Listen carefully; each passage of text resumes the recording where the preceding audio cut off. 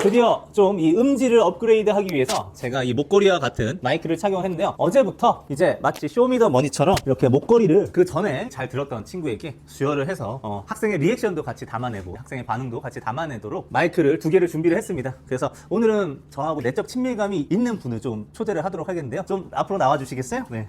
네. 머리 스타일이 굉장히 멋진 분이에요. 예. 아, 이게 지금 진짜 잘 나오고 있죠? 네. 이렇게 네, 하도록 하겠습니다. 미안해. 안경이 걸릴 뻔했네. My lord. 네.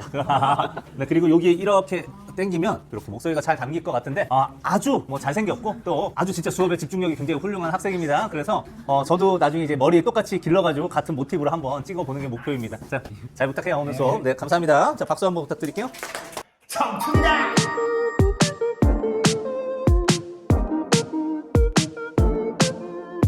자, 오늘 19세 들어가 보도록 하겠습니다. 앞부분의 줄거리가 굉장히 중요하다라는 말씀을 여러분한테 드렸고요. 소설을 구성하는 인물 사건 배경, 이 인물 사건 배경이 매우 중요한데 그 줄거리에서 그거를 굉장히 요약적으로 제시를 하니까 여기서 각각의 인물 사건 배경의 핵심적 특징을 갈무리를 해놓고 본문을 들어가야지만 여러분들이 본문에서 다양한 문제와 내용 파악을 할 수 있다, 이런 말씀 드렸습니다. 그럼 시작을 해보도록 할게요. 그러는 사이 내일같이 개학이 다가왔다. 여러분들 방학도 굉장히 금세 지나가잖아요. 예. 진짜 어느새 벌써 새학기가 시작이 되는데 내일같이 개학이 다가왔다는 건 굉장히 개학이 빨리 다가왔다는 표현이죠. 그날 저녁 나는 먼저 아버지가 있는 사이사랑으로 나가 아버지 앞에 무릎을 꿇고 앉았다. 물론 우리가 아버지한테 예의를 차리는 건 중요하지만 무릎을 꿇고 앉았다는 거는 뭔가 사죄를 한다거나 뭔가 좀 자세를 낮출 목적, 의도가 있다는 거죠. 그 의도가 무엇인지 생각을 해볼게요. 아버지 드릴 말씀이 있는데요. 무슨 얘기인데 저 이제 학교 안 다녀요. 안 다니면 아버지는 애써 화를 참으며 물었다. 자, 지금 이야기가 벌써부터 긴장감이 올라오죠. 처음부터 단도직입적으로 저 학교 안 나가요. 여러분들 혹시 여기에 긴장감이 안 느껴진다면 오늘 집에 가서 한번 해보세요. 네, 어이구, 큰일 났네. 이거 녹화하고 있었잖아. 네, 근데 쉽지 않을 겁니다. 굉장한 긴장도를 여러분들이 느낄 수 있을 거라고 생각을 해요. 안 다니면 아버지는 애써 화를 참으며 물었다. 앞으로는 절대 속을 썩이지 않을 테니 저를 대관령으로 보내주세요. 자, 지금 조건을 걸었죠. 근데 사실은 절대 속을 썩이지 않겠다고 얘기를 하면서 큰 속을 이미 새기고 있는 겁니다. 대관령은 왜? 또 남의 집 종살이를 하고 싶어서 또라고 여러분들 거기에다가 체크를 하세요. 우리가 앞에 내용을 줄거리를 통해서 간략하게 만나긴 했지만 정확한 맥락은 다 읽지 않았기 때문에 모르잖아요. 근데 또라고 한다는 건 이번이 처음이다, 아니다? 아니다. 자, 남의 집 종살이를 하고 싶어서 라고 얘기를 했는데 사실은 이 이전 상황에서 겨울방학 동안 가출한 다음에 대관령에 가가지고 남의 집 하숙집 생활을 한 적이 있어요. 진짜 종살이를 했다는 게 아니고 아버지의 못마땅한 그때의 과거를 아버지가 다시 한번 상기시켜주다 보니까 그 못마땅한 마음이 좀 강하게 드러난 표현이라고 생각하시면 되겠습니다. 그러니까 이 종살이라고 하는 거는 그러니까 지금 아버지가 이 친구가 한 제안, 여기에 대해서 부정적으로 생각하고 있다라고 하는 거를, 그리고 아버지의 심정을 이렇게 잘 드러내고 있는 부분이라고 볼 수가 있죠. 그런 표현이 종살이에서 드러났다고 할 수 있어요. 아니요, 거기 가서 농사를 짓고 싶어요. 자, 별표하시고 줄 긋게요. 농사를 짓고 싶어요. 이게 내 결심인데 저 자신 있어요, 아버지. 이 봐라, 정수야. 네 올해 나이가 몇이나? 자, 이렇게 얘기를 했습니다. 17살이요. 자, 지금 제목도 19살, 19세 이렇게 되어 있죠. 그런데 17살이라고 한다는 건 지금 딱 여러분 나이대 정도의 시간대인 것 같아요. 여러분 딱 그 사이에 끼었네요. 지금 17살, 19세 이 사이에 여러분들은 18살인데 그러면 그건 20살이 넘어서도 할 수 있는 거 아니냐? 나중에라도. 항상 이제 부모님이 하는 말이 나중에 해줄게, 나중에, 막 이런 식으로 하시기도 하는데 여기에서는 그 나중에라는 말보다는 그 앞에 있는 문장에 집중해서 그러면 20살이 넘어서도 할 수 있는 거 아니야? 그러면 지금은 지금 할 거를 해야 된다. 이걸 다른 식으로 얘기하면 전체 작품의 주제하고도 맞닿아져 있는 건데 우리가 해야 할 걸 할 수 있는 시기가 따로 있다라는 이런 의미를 얘기를 하고 있는 걸 얘기할 수 있어요. 그러니까 지금 17살부터 19살까지의 시기는 청소년 시기라고 하죠. 그 시기에만 해야 할 수 있는 일들이 있다라고 여러분들이 생각하시면 되겠습니다. 자, 넘기도록 할게요. 자, 저는 빨리 하고 싶어요. 한 해라도 빨리요. 그런 거 빨리 해서 뭘 할 건데? 돈 벌려고요. 공부도 취미가 없고 하니까. 자, 여러분들 사실은 이 적성이라고 하는 게 중요해요. 적성이라고 하는 거는 두 가지를 고려하면 됩니다. 내가 잘하는 거하고 내가 좋아하는 거. 근데 지금 여기 공부도 취미가 없고 하니까를 얘기를 들어보니까 얘는 공부를 잘하는 것도 아니고 좋아하는 것도 아닌 것 같아. 그러다 보니까 여러분들이 사실은 성장이라고 하는 거, 우리가 모든 것에 다 재능이 있는 게 아니니까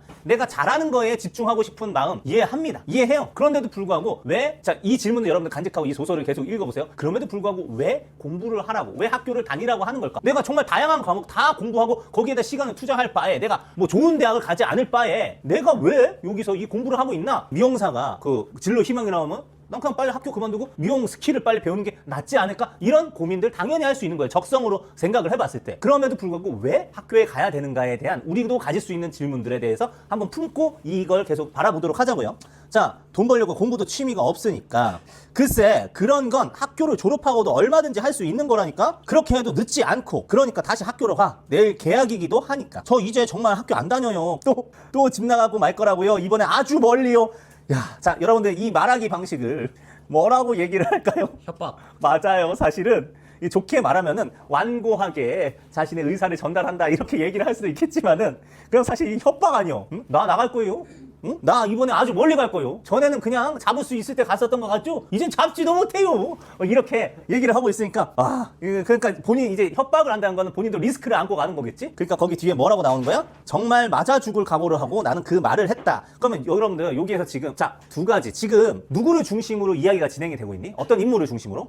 정수. 정수, 나를 중심으로 이야기가 진행되고 있단 말이에요. 근데 여러분들 여기서 나의 성격을 유추할 수 있을까? 자, 일단은 이것부터 보자. 이야기를 진행을 할 때 1인칭 주인공 시점이다 보니까 나가 이 상황도 전달을 해주고 있고 나의 대사도 등장하죠. 알겠어요? 그러니까 여러분들이 이야기의 흐름을 파악을 할 때는 일단 서술자의 서술을 우리가 당연히 설명이라고 얘기를 하는데 서술자의 서술, 그리고 인물의 대사 행동을 가지고 뭘 추리를 할 수 있냐면은 바로 인물의 성격을 추리할 수 있습니다. 그러면 여기에서 지금 어느 부분인지를 선생님이 테두리를 해줄게. 자, 여기에 대사도 있고 인물의 대사도 있고 물론 자기 자신이긴 하지만 또 서술자의 서술도 있어요. 그럼 여기에서 이 두 가지로 다 비추어 봤을 때 이 정수, 이 인물의 성격은 어떻다고 여러분들이 생각을 합니까?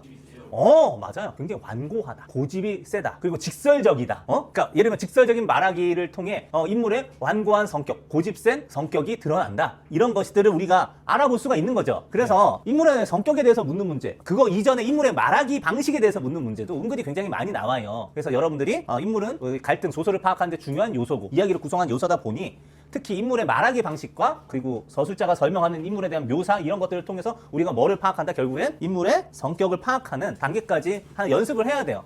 그래서 인물에 대해서 항상 집중을 하면서 읽으시도록 하는 게 공부하는 방법이라고 말씀을 드리도록 하겠습니다.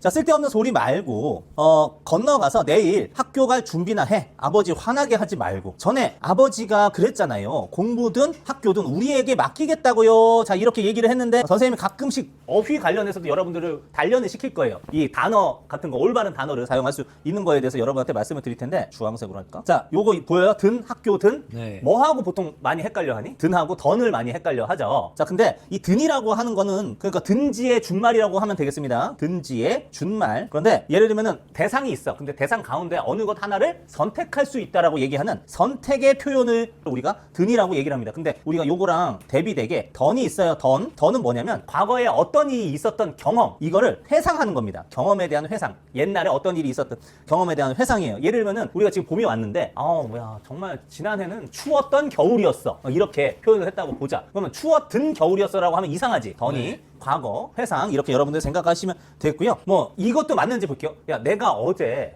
유튜브 영상 업데이트 했든가? 맞아요? 아니요. 했던가라고 얘기를 해야 되는 거예요. 알겠죠? 그러니까 여러분들한테 이렇게 얘기를 할 거예요. 야, 수업에 집중하든 나가든 해. 네가 알아서 해. 뭐 이런 식으로 얘기를 했다고 한다면 이거는 뭐예요? 선택이 두 가지 옵션이 있는 거죠. 뭐야? 하나는 집중을 하는 거. 그리고 또 하나는 뭐예요? 나가는 거. 그러니까 이거는 집중을 하던 나가던 선택해라고 하면 돼요? 안 돼요? 안 돼요. 틀려요. 그래서 이런 것들 하나하나 파악을 확실하게 해주셔서 드는 선택이고 던은 회상이다. 이렇게 여러분들 가시면 되겠습니다. 자, 전에 아버지가 말했잖아요. 공부든 학교든 우리한테 맡기라고요. 건너가라니까. 다른 방은 건너가. 건너가도 저는 학교 이제 안 다녀요. 지금까지도 억지로 다녔던 거고요. 자, 그러면 여러분한테 이제 물어보자. 갈등의 핵심 요소가 뭡니까? 갈등도 정말 중요한 거거든요. 소설에서 갈등 없으면 이야기가 진행이 안 되니까. 갈등 핵심 요소 뭐예요?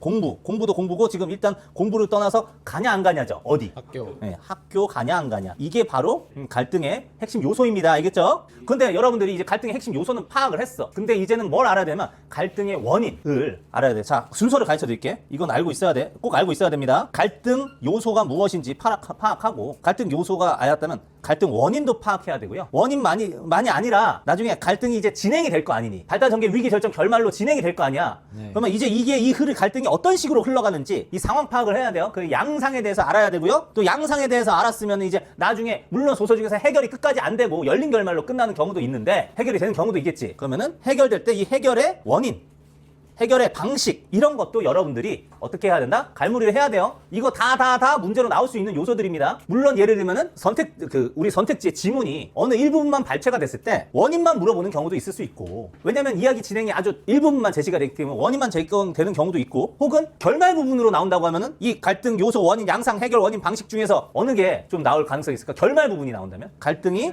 해결 원인 방식 같은 게 나올 수 있겠지. 그런 부분도 여러분이 잘 갈무리 해주시길 바란다는 말씀 드릴게요. 저 정말 안 다녀요. 저희 대관령으로 보내주세요. 그러자 나를 방에 놔두고 아버지가 밖으로 나가셨어. 그러니까 아버지도 만만찮다라는 걸 알 수가 있죠. 자, 그래서 임무 교대를 하듯 다시 어머니의 길고 긴 잔소리가 이어졌다. 그때에도 나는 무슨 일이 있어도 이제 학교를 안 갈 거라고 악을 쓰듯 말했다. 장난 아니지. 자, 그래서 인물 성격을 알아볼 수 있는 방식이 첫째가 서술자의 서술 묘사고요. 그리고 두 번째가 인물의 말하기, 대사. 세 번째는 뭐냐면 인물의 행동입니다. 말하지 않아도 알아요. 그저 바라보면 이런 거 있죠. 그러니까 태도적으로도 성격이 드러나는 부분이 있을 수 있다는 거 여러분 생각하시면 되겠고요. 그렇게 전쟁과 같은 또 사흘을 보냈다라고 했는데 앞으로 이제 어휘 관련돼서는 주황색으로 표현할게요. 자, 사흘입니다. 사흘은 며칠일까요? 3일. 예, 감사합니다. 야, 우리 애들 역시 훌륭해요. 예, 3일입니다. 3일. 나흘이 4일이에요. 근데 이거를 계속 헷갈려 하시는 분들이 있는데 이건 분명히 뭐예요? 3일이라고 하는 걸 여러분들이 체크를 해주시면 되겠어요. 아, 우리 친구들 교양이 있네, 진짜. 예. 우와, 선생님보다 더 나은데? 이지깎아. 네, 훌륭합니다. 찢었습니다. 자, 그러면 같이 볼게요. 병원에 누워있는 석중이 아저씨가 다른 사람에게 해돋이를 넘기기 전에, 이 해돋이는 시간의 해돋이가 아니고요. 여기 옆에 나와있죠. 나와있네, 진짜. 남에게 빌려 쓰는 논밭입니다. 알겠죠? 내가 점 찍어둔 땅이 있어. 근데 그 땅 주인이 딴 사람한테 넘기기 전에 내가 가져가야 된단 말이야. 그러니까 얘도 참 그냥 아무 막무가내로 한 게 아니고 너는 다 계획이 있구나. 이렇게 되는 거죠. 그렇게 생각하시면 되겠습니다. 자, 그래서 아버지한테 매를 맞기도 했고 갈등이 굉장히 점점 심해지는 거예요. 그러나 나는 죽으면 죽었지 학교로 가지 않겠다고 했다. 나중에 아버지가 이런저런 말로 달래도 그 고집만은 꺾지 않았다. 그러니까 제발 나를 대관령에 보내달라고. 방학 전에도 일주일가량 무단결석을 하고. 그러니까 자, 여러분들 지금 사실 이 단원이 어떤 거냐면 여러분한테 내가 방금 전에 질문을 드렸잖아요. 어떤 질문을 드렸죠? 말해줄 수 있는 사람. 공부를 왜 하는지. 그치. 내가 원래 하고자 하는 목표를 준비할 수 있는, 거기에 대한 능력을 개발할 수 있는 기회비용, 그 시간을 여기에다가 쓰면은 더 빨리 성공을 할 수가 있는데 내가 왜 학교에 남아있어야 하는가에 대한 질문을 여러분한테 던지고 그걸 염두에 두고 지금 이 글을 읽으라고 했잖아요. 근데 사실 그 이유가 뭐냐면 우리가 세 가지 문학의 기능을 배웠지. 세 가지 문학의 기능이 뭐였지? 다시 한번 얘기해 줄 수 있을까? 인식적, 심미적, 윤리적. 근데 지금 여기서는 어떤 단어냐면 인식적 기능, 즉 어떤 깨달음을 주는 거야. 근데 이 깨달음을 얻으려고 하면 아무 생각 없이 무지성으로 한다기보다도 우리가 궁금증을 자아낼 수 있는 질문을 가지고 그 질문을 대답을 찾아가면 우리가 깨달음을 얻을 수 있어요. 근데 봐봐, 여러분한테 이런 행동, 자, 방학 전에 일주일가량 무단결석을 하고 오라고 얘기를 했습니다. 자, 이런 방식이 맞아요? 과연?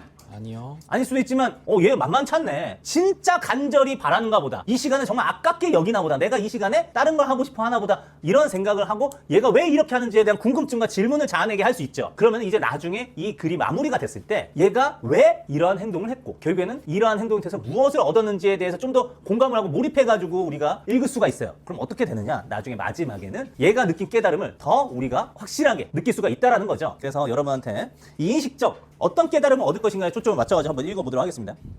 개학이 되어서도 내가 학교로 나오지 않자 선생님이 집으로 친구들을 보냈다.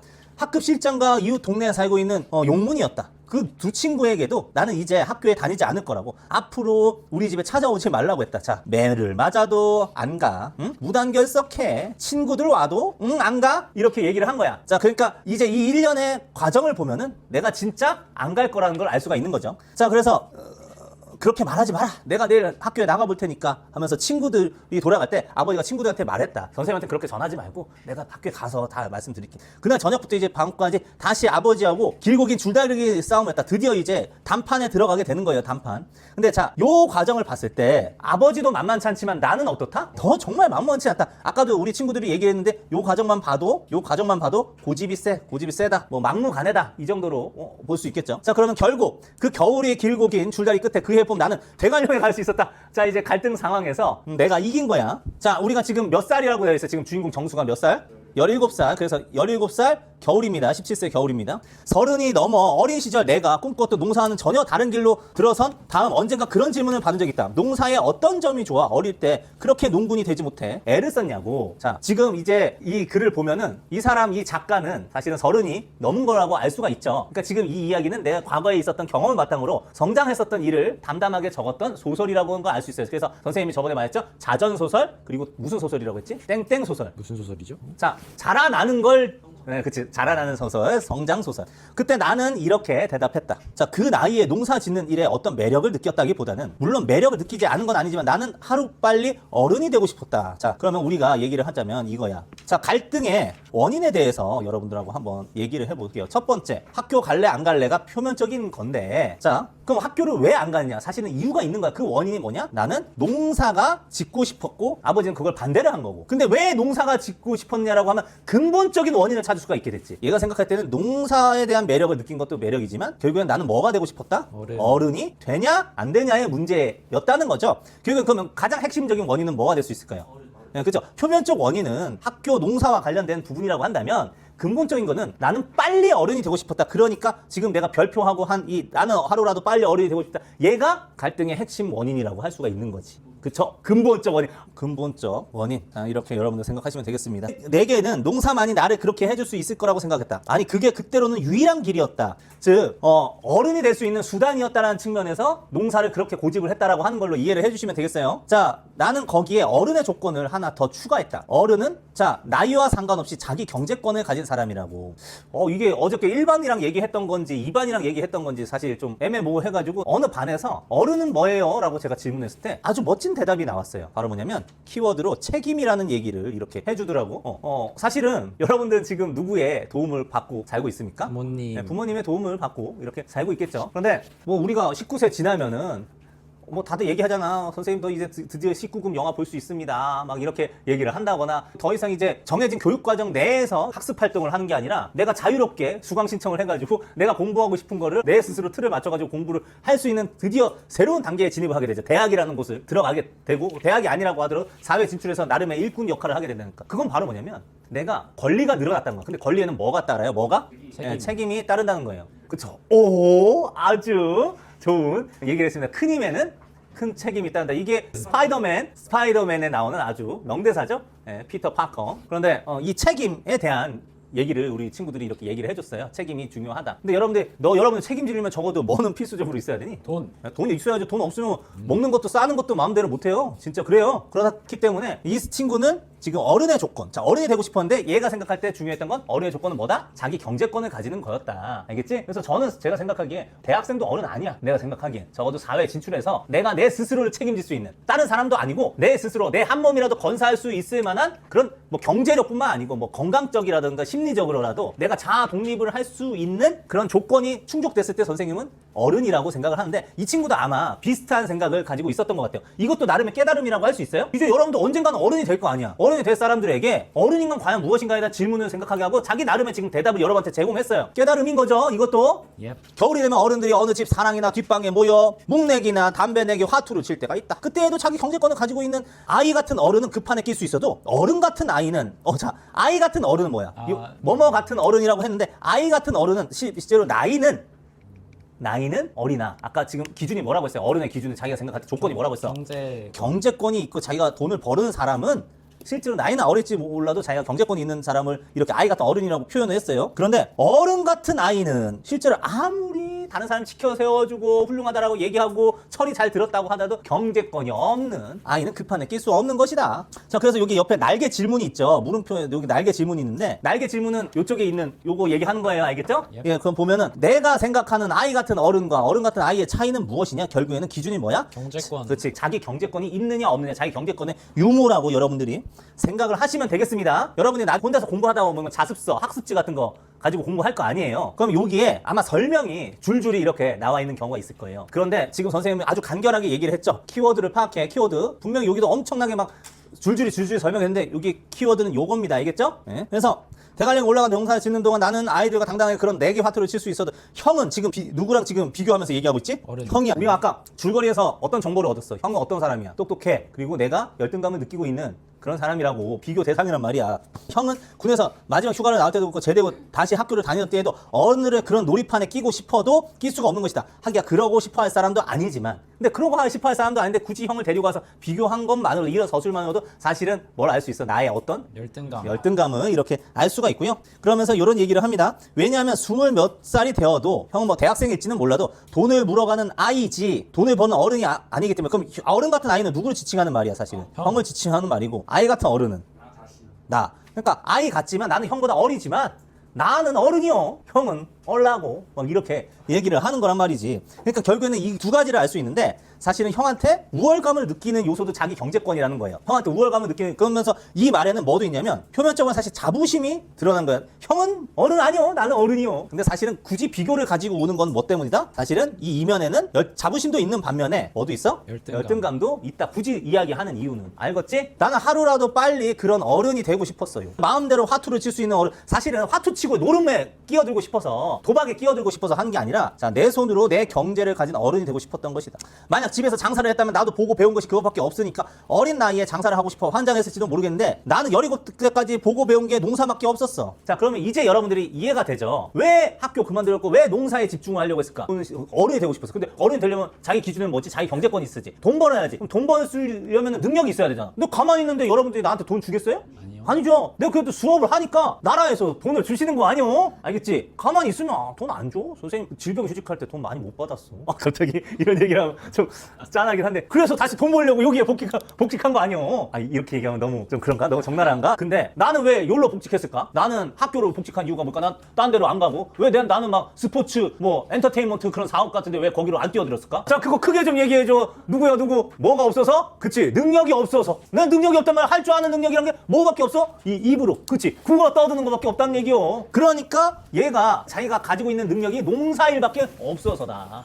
알겠지? 자, 이런 흐름으로 잡아가니까 이제 이해가 되지? 예. 그러니까 여러분한테 그냥 막연하게 스토리 있고 그렇게 생각하지 말고 스토리의 중심인 인물, 사건, 배경, 특히 갈등이 어떤 식으로 전개나가는지, 갈등의 원인이 뭐고 갈등의 양상이 뭐고 내가 뭐에 집중할지를 알고 읽으면 훨씬 더 여러분들이 작품도 잘 읽을 수 있을 뿐만 아니고 문제도 잘 풀 수 있다 이거요. 알겠지? 자, 그래서 나는 사실은 어른이 되고 싶어 환장한 것이고 그 길이 농사였던 것뿐이다. 그래서 어른이 되고 싶은 나의 유일한 수단이 농사였기 때문에 농사 짓겠다고 한겨. 그래도 되게 추진력이 있지 않아요? 네? 네, 추진력이 있어요. 자, 나 대신 학교에 다녀온 다음 아버지는 마지막 허락을 하기에 앞서 그렇게 농사를 짓고면 강릉에서 집안의 농사를 도맡아 지으라고 했다. 일단 아버지가 뭔가 하나의 제안을 더 제시를 했어. 그러나 나는 대관령으로 가 고랭지 채소를 하고 싶다라고 얘기를 했어. 또다시 그 제안을 걷어찼지. 아버지 입장에서 한번 양보를 한 건데 왜? 근데 그 이유도 뭐다? 집안의 농사는 내가 도맡아 짓는다고 해도 아버지의 농사를 돕는 것이지 내 경세의 농사가 아니기 때문이다. 결국에는 나는 뭐 하고 싶은 거야? 나의 스스로 자자로 스스로 일어서고 싶은겨? 네, 자급자족. 사실 자급자족이야말로 얘가 생각하는 이제 어른의 조건이라 이거요. 자립을 하고 싶었다고 여러분들이 이해를 하시면 되겠어요. 그러면 여기에서도 이 친구의 성격을 알 수 있지. 아까 선생님이 막무가내라고 표현을 했는데 아까 그 부분만 가지고 보면 막무가내라고 할 수 있지만 얘 진짜 막무가내는 아니다. 얘도 다 뜻이 있었다 이거야. 그럼 나의 뜻이 있다라고 하는 걸 우리가 뭐라고 하면 주체적이라고 하거든. 그러니까 주체적인 사람인 거예요. 얘 성격이 어떠나 주체적인 성격을 가지고 있어. 알겠지? 그래서 이 부분도 잡아주시면 감사하겠다 이렇게 말씀을 드린겨. 그래서 아버지는 근데 이거를 받아들일 때도 아버지도 조건을 걸었어. 그게 바로 두 가지 약속이야. 첫 번째 약속은 만약 내가 돌아와서 첫 해로 실패를 하고 난 다음에는 군소리 없이 올 것. 실패하면 돌아오는 거야. 아주 좀 더 열심히 하게 할 수 있는 자극자가 될 수도 있겠지. 아버지가 그것까지 생각했다고 하면 아주 훌륭하신 분이고. 나는 그렇게 하겠다고 했다. 근데 이제 두 번째 약속도 중요한데 우리는 좀 두 번째 약속에 좀 초점을 더 맞춰볼게요. 대관령에 가 있는 동안 학교 공부는 하지 않더라도 아버지가 보내주는 책은 다 읽을 것. 아버지가 사실 반대했던 이유가 뭐냐면 그때 해야만 하는 것들이 있다라는 얘기를 했었지. 근데 학교에서 그걸 채워주는데 나는 지금 농사를 선택한 거란 말이에요. 내가 더 중요하다고 생각하는 것 때문에. 그런데 아버지가 그 대안으로 사실은 이걸 한 거예요. 다음 시간에 선생님하고 얘기할 때 왜? why? 아버지가 이 행동을 했을까에 대한 생각을 한번 의문점으로 가지고 얘기를 해보도록 하겠습니다. 알겠죠? 네, 오늘은 여기까지 하도록 하겠습니다. 수고했어요. 자, 수고하셨습니다. 고생했습니다.